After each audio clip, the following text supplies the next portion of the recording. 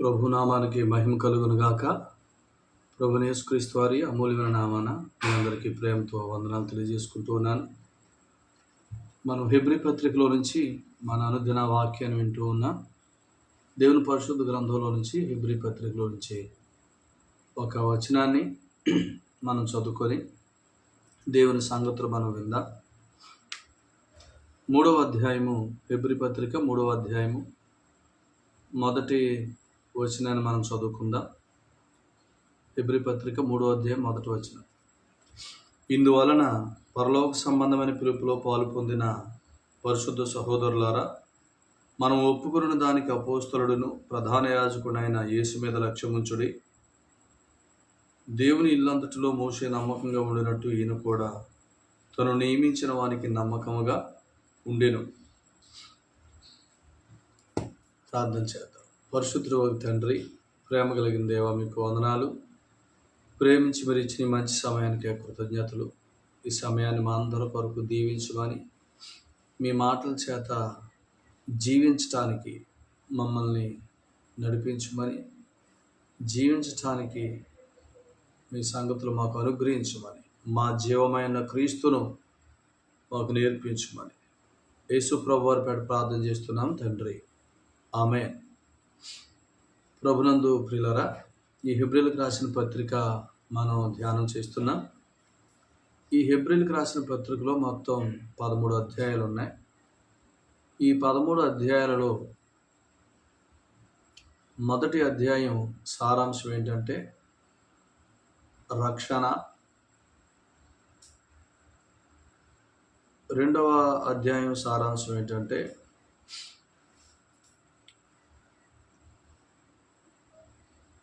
ఆ రక్షణ యొక్క నిశ్చయత. 3వ అధ్యాయం యొక్క సారాంశం ఏంటంటే 3 నుంచి 10 అధ్యాయాల వరకు రక్షణ సంబంధమైన జీవితం. 11వ అధ్యాయం రక్షణ సంబంధమైన సాక్ష్యం. తర్వాత 12వ అధ్యాయము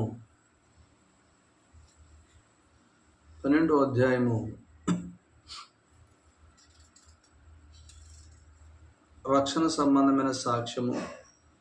11వ అధ్యాయము. 12వ అధ్యాయంలో దేవుని కుమారులను శిక్ష చేస్తాడు అనే సంగతి. 13లో మనకు ఒక శ్రేష్టమైన బలిపీఠం ఉన్నదనే సంగతి.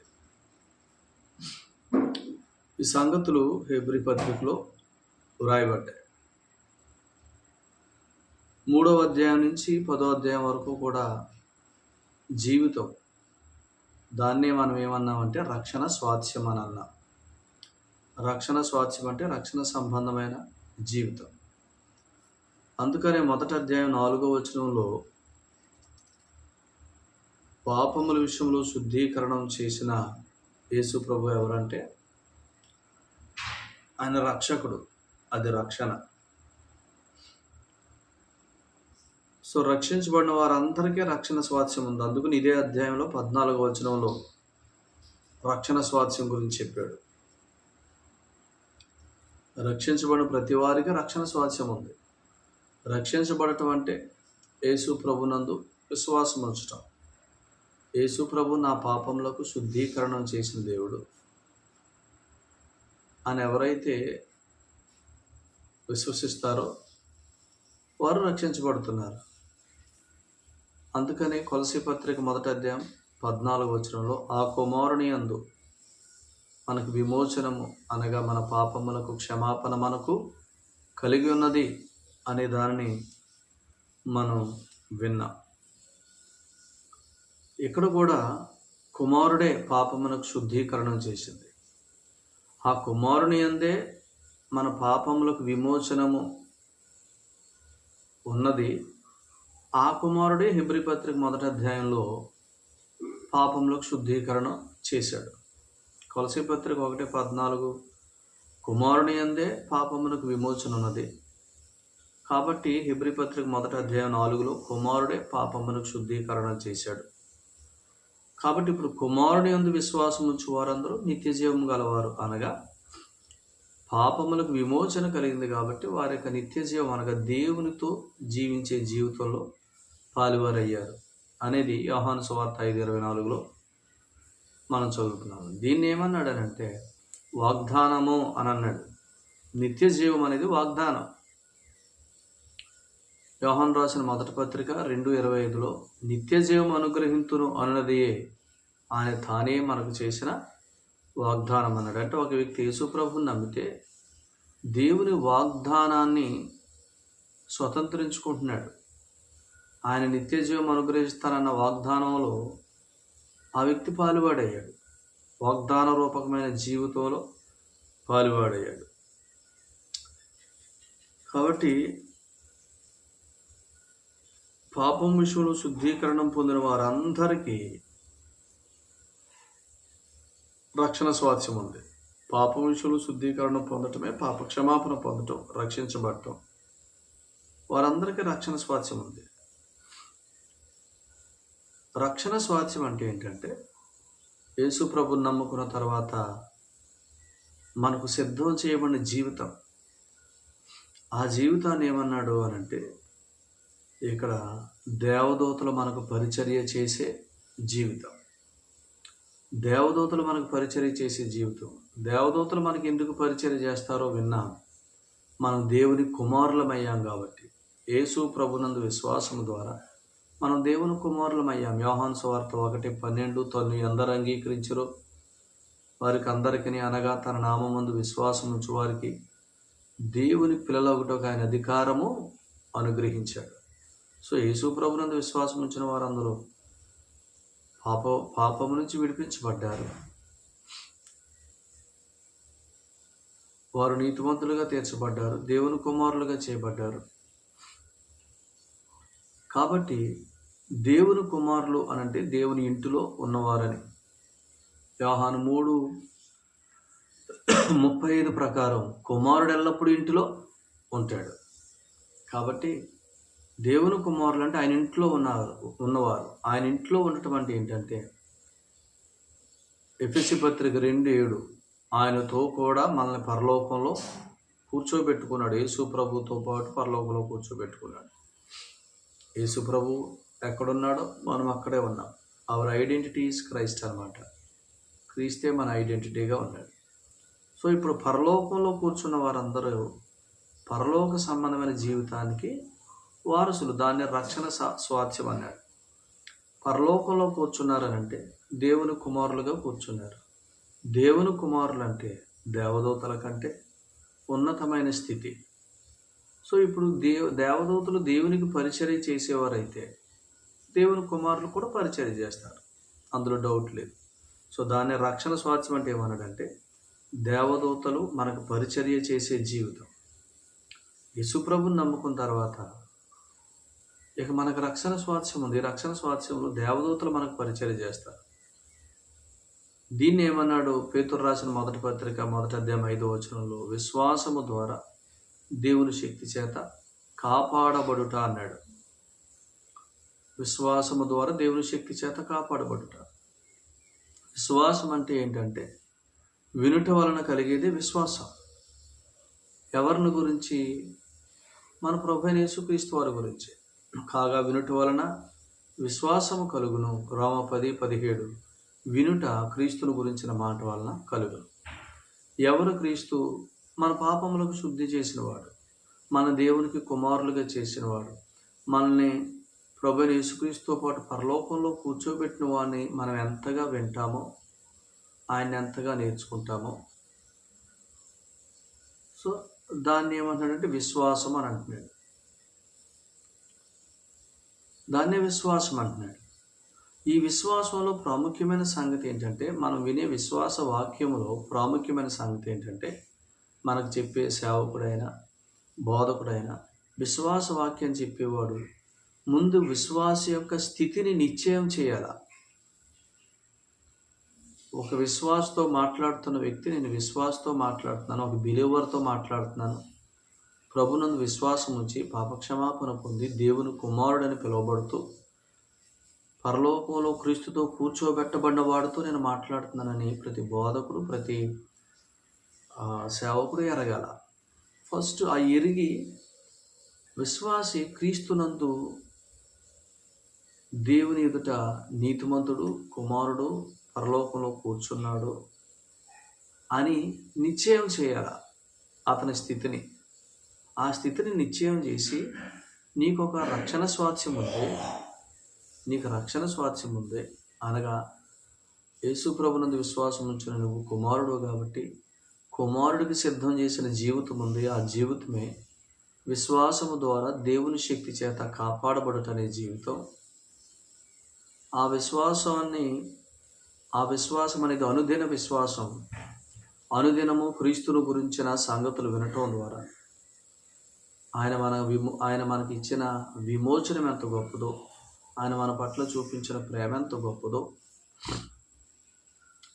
మనం ఎరుగుతాం ద్వారా. అసలు మీరు ఆలోచన చేయండి, కేవలం విశ్వాసం ద్వారా మనల్ని క్రీస్తుతో పాటు సమానంగా ఎంచి పరలోకంలో కూర్చోబెట్టుకున్నాడంటే ఆయన ప్రేమ ఎంత గొప్పది. How great his love is. ఆయన ప్రేమ ఎంత గొప్పదో ఆలోచించేయండి. ఆయన క్షమాపణ ఎంత గొప్పదే. కేవలం నమ్మటం ద్వారా యావత్ జీవితం మట్టుకు మనం క్షమించిన ఆయన క్షమాపణ ఎంత గొప్పది. కేవలం విశ్వాసం ద్వారా ఆయన నివసిస్తున్న ఆ ఉన్నత లోకంలో మనల్ని కూర్చోబెట్టుకున్న ఆయన ప్రేమ ఎంత గొప్పది. ఆయన మనల్ని యాక్సెప్ట్ చేసిన ఆ విధానం ఎంత గొప్పది యేసు ప్రభువులో. దీన్ని మనం నేర్చుకునే కొద్దీ విశ్వాసంలో జీవిస్తాం. ఈ విశ్వాసంలో దైవశక్తిని అనుభవిస్తాం. చాలామంది విశ్వాసం అంటే ఏమనుకుంటారంటే ప్రార్థనకి వెళ్తే విశ్వాసం అనుకుంటారు, ప్రార్థన చేయటమే విశ్వాసం అనుకుంటారు, బైబిల్ చదువుకోవటమే విశ్వాసం అనుకుంటారు. కాదు, విశ్వాసం అనేది జీవితం, విశ్వాస యొక్క జీవితం. A believer's lifestyle is nothing but living by faith అన్నమాట. విశ్వాస మూలంగా జీవించడం అనేది విశ్వాస యొక్క లైఫ్ స్టైల్, జీవితం. అంతేగాని ప్రార్థనకి వెళ్ళటమే విశ్వాసం, ప్రార్థన చేయటమే విశ్వాసం, బైబిల్ చదవటమే విశ్వాసం ఇలా అనుకోకూడదు, మోసపోకూడదు. విశ్వాసం మూలంగా జీవించడం అంటే దాని అర్థం ఏంటంటే hearing the word of God or hearing about Jesus Christ. యేసుక్రీస్తు ప్రభుని వినుట, ఆయన విమోచనను, ఆయన రక్షణను మనం వినుట, ఇది ప్రాముఖ్యమైన సంగతి. ఆయనందు విశ్వాసం మూలంగా, కేవలం విశ్వాసం మూలంగా దేవునితో మనకు కలిగిన కుమారుడనే సంబంధాన్ని ఎక్కువగా స్మరించుట, ఆయన మనకిచ్చిన పరలోకపు స్థితిని, నీతిమంతుడనే స్థితిని ఎక్కువగా తలపోసుకోవటం,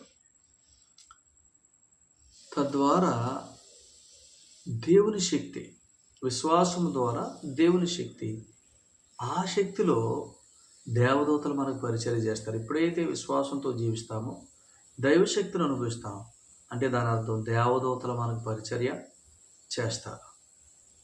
అందుకని 91వ కీర్తనలో మీరంతా చదువుకోండి. 91వ కీర్తన అంతా, నీ ప్రక్కన 1000 మంది పడినను, నీ కుడి పక్కన 10,000 మంది పడినను అపాయము నీకు రాదు. ఇది రక్షణ స్వాస్థ్యంలో భాగమే. ఏ అపాయము నీకు రాదు, ఏ తెగులు నీ గుడారం సమీపించదు. దేవదూతలు నిన్ను ఎత్తుపట్టుకుంటారు అని అన్నాడు. అని చెప్పి ఇదంతా ఎందులో జరుగుతుంది? అతడు నన్ను ప్రేమించుచున్నాడు కనుక నేను అతన్ని తప్పిస్తాను, అతడు నా నామమును ఎరిగిన వాడు కనుక నేను అతన్ని ఘనపరుస్తాను అన్నాడు 91వ కీర్తన 14వ వచనంలో.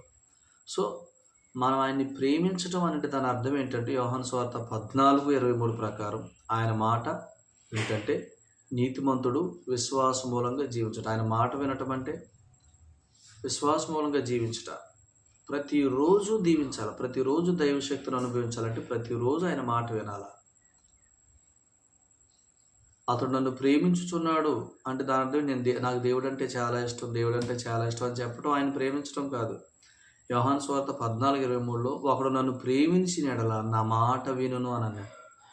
సో ప్రభువును ప్రేమిస్తున్నాం అనేది ఎలా తెలుస్తుంది? ఎక్కువగా ఆయన మాటను వింటాం, ఆయన వాక్యాన్ని వింటాం, ఆయన మాటను బట్టి జీవించడానికి ఇష్టపడతాం. దాన్నే ప్రేమించుట, ప్రభువుని ప్రేమించుట అని అన్నాడు. సో అంటే ప్రతిరోజు నేను ఆయన ప్రేమిస్తున్నానంటే ప్రతిరోజు ఆయన స్వరాన్ని వింటా ఉంటే, ఆయన మాట వింటా ఉంటే, ఆ మాటను బట్టి జీవించడానికి ఇష్టపడతా ఉంటే దాన్ని ఆయన ప్రేమించడం. సో అందులో దైవశక్తిని అనుభవిస్తాం, దేవుని కార్యాలు మనం చూస్తాం. కాబట్టి రక్షించబడిన ప్రతి వారికి రక్షణ స్వాస్థ్యం ఉన్నది. రక్షణ స్వాస్థ్యం అంటే రక్షించబడిన వ్యక్తి, ఒక బిలీవర్ జీవించాల్సిన జీవితం. ఆ జీవితమే లివింగ్ బై ఫెయిత్. రక్షణ ఎలా వచ్చింది? By faith. జీవితం ఎలా వస్తుంది? బై ఫెయిత్ అంతే. రోమపత్రిక 1వ అధ్యాయం 16లో రక్షణ, 17లో జీవితం. రక్షణ ఎలాగన? సువార్త ద్వారా. రోమా 1:16లో. జీవితం ఎలాగా? సువార్త ద్వారానే. సువార్త అంటే ఎవరు? మన పాపములకు శుద్ధి చేసి మన నీతిమంతులుగా తీర్చి దేవుని కుమారులుగా చేసి పరలోకంలో ఆయనతో పాటు కూర్చోబెట్టుకుని యేసు ప్రభువే సువార్త. సో ఆయన యందు విశ్వాసం మూలంగా రక్షణ, ఆయన యందు విశ్వాసం మూలంగానే జీవితం. సో రక్షణకేమో విశ్వాసము, జీవితానికి మన ప్రయత్నాలు కాదు. సో రక్షణ ఎలాగో విశ్వాసం అదే. అందుకనే కొలసీ పత్రిక 2వ అధ్యాయం 6వ వచనంలో మీరు క్రీస్తు యేసును అంగీకరించిన విధముగానే వేరుపారు అని అన్నాడు. So how we believe, so in the same way we should continue అనమాట. ఎలాగ విశ్వసించామో అదే క్రమంలో కంటిన్యూ అవ్వాలి. సో ఎలాగ మనం రక్షించబడ్డాం? By faith we justified. విశ్వాసం ద్వారా మనం నీతిమంతులుగా తీర్చబడ్డాం. సో విశ్వాసం ద్వారా జీవించాలి. అందుకని ఏమన్నాడంటే justification by faith and just shall live by faith అన్నాడు. అంటే justification by ఫెయితే, living by ఫెయితే. So వీటిని అంటే రక్షణ స్వాస్థ్యం ఎప్పుడు మనం అనుభవిస్తామంటే విశ్వాస మూలంగా జీవించినప్పుడు. విశ్వాస మూలంగా జీవించటం అంటే విశ్వాసం ద్వారా మనకు కలిగిన స్థితి ఎంచుకుంటున్నప్పుడు. ఇంకొక సంగతి, ఇదే హెబ్రీయులకు రాసిన పత్రిక 1వ అధ్యాయం 4వ వచనంలో పాపముల విషయంలో శుద్ధీకరణం చేసిన యేసు ప్రభు ఉన్నత లోకంలో ఉన్నాడు. ఉన్నత లోకంలో ఉన్నాడు, జీవించుచున్నాడు. యోహాను సువార్త 14:19లో నేను జీవించుచున్నాను గనుక మీరు జీవిస్తారని చెప్పాడు. ప్రభువు జీవిస్తున్నాడు పరలోకంలో, ఎందుకంటే మనం జీవించటానికి. సో ఆయన జీవిస్తున్నాడంటే మనకు రక్షణ స్వాస్థ్యం ఉన్నది. మనల్ని జీవింపజేస్తాడు. ఏ జీవితం? ఎక్కడ కూర్చోబెట్టాడు? పరలోకంలో కూర్చోబెట్టాడు. జీవింపజేస్తే ఏ జీవితం జీవింపజేస్తాడు? ఆ జీవితం జీవింపజేస్తాడు. అంతకు మునుపు జీవితం మనం జీవించటం కాదు. కనుక నూతన సృష్టి సంబంధమైన జీవితాన్ని, యేసు ప్రభునందు విశ్వాసం ఉంచిన మనం నూతన సృష్టి అని కొరింథీయులకు రాసిన 2వ పత్రిక 5వ అధ్యాయం 17వ వచనంలో మనం చదువుతున్నాం. మనం నూతన సృష్టి అన్నాడు. నూతన సృష్టి అంటే ఏంటంటే అదే కొరింథీయులకు రాసిన పత్రిక 2వ పత్రిక 5వ అధ్యాయము 21వ వచనంలో మనం క్రీస్తునందు దేవుని నీతి అయి ఉన్నాం, లేదా క్రీస్తునందు విశ్వాసం మూలంగా దేవుని ఎదుట నీతిమంతులుగా నిలవబెట్టబడ్డా. ఇది నూతన సృష్టి. యేసు ప్రభునందు విశ్వాసం ఉంచిన వారు నూతన సృష్టి అంటే వారు దేవుని ఎదుట ఇక నీతిమంతులే కానీ వారి నాటికి పాపులు కారు అనేది. ఇదేదో ఆ వ్యక్తి ద్వారా కలిగింది కదా, ఇది జస్టిఫికేషన్. దేవుడే జస్టిఫై చేశాడు. యేసు ప్రభునందు విశ్వాసం ఉంచిన వారందరూ నీతిమంతులని ఆయనే తీర్పు తీర్చాడు. సో ఇది మనకు ఉచితంగా ఆయన తీర్చిన తీర్పే కానీ మరొకటే కాదు. అందుని బట్టి ప్రభువును మనం స్తుతించాలా. రక్షణ స్వాస్థ్యం అనుభవించటం అంటే జీవించుట. అందుకనే మనం 3వ అధ్యాయం నుంచి 10వ అధ్యాయం వరకు హెబ్రీ పత్రిక జీవితం అనుకున్నాం. 1వ అధ్యాయంలో రక్షణ, 1వ అధ్యాయం 14లో రక్షించబడిన మీ అందరికీ రక్షణ స్వాస్థ్యం ఉంది, అనగా విశ్వాసం ద్వారా దేవుని శక్తి చేత కాపాడబడే జీవితం ఉంది, అనగా దేవదూతల పరిచర్యను అనుభవించే జీవితం ఉంది అని చెప్పాడు. సో ఆ జీవితాన్ని 3 నుంచి 10 వరకు చెప్పాడు. సో ఈ జీవితాన్ని మనం అనుభవించడానికి ముందు 2వ అధ్యాయంలో ఏం చెప్పాడు అని అంటే రక్షణ నిశ్చయత చెప్పాడు. రక్షణ నిశ్చయత చెప్పాడు. ఏంటి చూడండి, 2వ అధ్యాయం 2వ వచనంలో ప్రతి అవిధేయతయు, ప్రతి అతిక్రమమును, ప్రతి అవిధేయతయు న్యాయమైన ప్రతిఫలం పొంది ఉండగా. చూసారా, ఒక వ్యక్తి రక్షించబడిన తర్వాత రక్షణ నిశ్చయత ఉండాలి. రక్షణ నిశ్చయత లేకపోతే అతడు జీవించలేడు. రక్షణ సంబంధమైన జీవితం అనగా రక్షణ స్వాస్థ్యం అనుభవించలేడు. అందుకని 2వ అధ్యాయంలో మొదటి అధ్యాయంలో నీ పాపముల విషయంలో శుద్ధీకరణ యేసుప్రభు చేశాడు అని చెప్పి, ఇప్పుడు 2వ అధ్యాయంలో ఆ శుద్ధీకరణ కూడా ఎలా చేశాడంటే ప్రతి అవిధేయతకు ప్రతి అతిక్రమానికి న్యాయమైన ప్రతిఫలం ఆయన చెల్లించాడు. నువ్వు ఇక టెన్షన్ పడొద్దు, ఆయన సంపూర్ణమైన ప్రాయశ్చిత్తం చేశాడు అన్నాడు. అందుకనే రోమపత్రిక 6వ అధ్యాయంలో 6వ వచనంలో ఏలయనగా ఇక పాపమునకు దాసులము కాకుండానట్లు పాప శరీరము నిరర్ధకమగునట్లు ఆయన ప్రాయశ్చిత్తం చేశాడు. నువ్వు ఇంకెప్పటికీ పాపివి కాకుండా నీ శరీరం కూడా పాపం విషయంలో నిరర్ధకమగునట్లుగా ఆయన మూల్యం చెల్లించాడు. ఆ నిశ్చయత మనం కలిగి జీవిస్తూ ఉండాలి. రక్షించబడిన వాడికి రక్షణ నిశ్చయత లేకపోతే, అనగా యేసు ప్రభునందు విశ్వాసం మూలంగా తనకు కలిగిన స్థితి, దేవుని ఎదుట తనకు కలిగిన గొప్ప సంబంధం, దేవునితో సంబంధం, కుమారుడు తండ్రి కుమారుడు అనే సంబంధం, దేవుని ఎదుట నేను నీతిమంతుడిని సదాకాలానికి అనే ఆ నిశ్చయత, నేను క్రీస్తుతో పరలోకంలో కూర్చోబెట్టబడ్డాను, ఉన్నత లోకంలో ఉన్నాను అనే నిశ్చయత ఎంతగా కలిగి ఉంటాడో అంతగా జీవిస్తాడు. గనుక రక్షణ సంబంధమైన జీవితంలో కొనసాగాలంటే రక్షణ నిశ్చయత ఉండాలి. రక్షణ నిశ్చయత అందరం పొందుకుందాం. మేమైతే దేవుని కృప చేత నిశ్చయత కలిగి జీవిస్తూ ఉన్నాం. ఇంకెవరైనా రక్షణ నిశ్చయత లేనివారు, ప్రభు మమ్మల్ని సంపూర్ణంగా క్షమించాడు, ఇక ఎన్నటికీ పాపులము కాకుండానట్లు, ఈ పాప శరీరం కూడా నిరర్ధకమగునట్లు ఆయన ప్రతి అవిధేయతకు ప్రతి అతిక్రమానికి న్యాయమైన ఫలం చెల్లించాడు. కాబట్టి నేను రక్షణ స్వాస్థ్యం అనుభవిస్తాను, ఆయనందు విశ్వాసంతో జీవించడం ద్వారా ఆ గొప్ప జీవితాన్ని జీవిస్తానని ఎరగండి. ఇంకెవరైనా నమ్మని వారు ప్రభువులో పాపక్షమాపణ మాత్రమే కాదు, ఆ తర్వాత రమ్యమైన జీవితం కూడా ఉంది. ప్రార్థన. పరిశుద్ధుడు ఒక తండ్రి, ప్రేమ కలిగిన దేవుని మీకు వందనాలు. ప్రేమించి ఇచ్చిన సంగతులకై స్తోత్రాలు. నాయన, మా ప్రియులందరినీ సంగతుల ద్వారా దర్శించమని, రక్షించబడిన ప్రతి వారికి రక్షణ స్వాస్థ్యం ఉందని, రక్షణ స్వాస్థ్యం అంటే క్రీస్తులో ఉన్న విశ్వాస సంబంధమైన జీవితం అని, ఆ జీవితం ద్వారా దేవుని శక్తి చేత కాపాడబట్టమని, దేవదూతల పరిచర్యలో ఉండటమని మీరు తెలియజేశారు. ఆ జీవితాన్ని మేము అనుభవించాలంటే రక్షణ నిశ్చయత ఉండాలని. రక్షణ నిశ్చయత అంటే యేసుప్రభునందు విశ్వాసం మూలంగా దేవునితో మాకు కలిగిన ఆ తండ్రి కుమారుల సంబంధం, దేవుని ఎదుట నీతిమంతుడని నిలవబెట్టబడిన స్థితి, ఉన్నత లోకంలో క్రీస్తుతో కూర్చోబెట్టబడిన స్థితి మేము ఎక్కువగా ఎరగాలని, ఒప్పుకోవాలని, ఎంచుకోవాలని మీరు తెలియజేస్తున్నారు. ప్రతి అవిధేయతకు ప్రతి అతిక్రమానికి న్యాయమైన ప్రతిఫలం యేసుప్రభు వారు శరీరం మీద చెల్లించారు. కాబట్టి ఇక మేము భయపడవలసిన పని లేదు. ఏ భయానికి బెదరకుండా ఉండటానికి మీరు గొప్ప జీవితాన్ని మాకు ఇచ్చారని ఎరగటానికి మీ కృపను అనుగ్రహించమని, మా ప్రియులందరినీ దీవించమని, ఆశీర్వదించమని, ఈ సంగతుల ద్వారా తృప్తిపరచమని యేసుప్రభు నామములో స్తోత్రాలు చెల్లించి ప్రార్థన చేస్తున్నాం పరమ తండ్రి. ఆమేన్. అందరికీ ప్రేమపూర్వకమైన వందనాలండి. ప్రభు మిమ్మును మీ కుటుంబాలు బాగుగా దీవించును గాక. ఆమేన్.